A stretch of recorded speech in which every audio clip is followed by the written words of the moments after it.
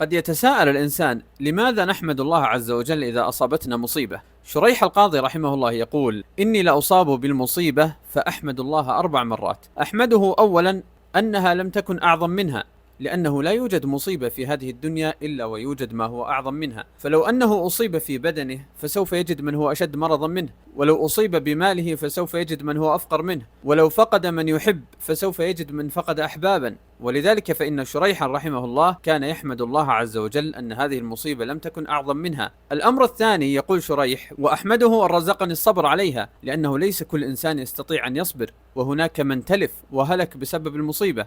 يقول: وأحمده ثالثا أن وفقني للاسترجاع، بأن يقول إنا لله وإنا إليه راجعون، لما في ذلك من الثواب العظيم، كما قال تعالى: الذين إذا أصابتهم مصيبة قالوا إنا لله وإنا إليه راجعون أولئك عليهم صلوات من ربهم ورحمة وأولئك هم المهتدون.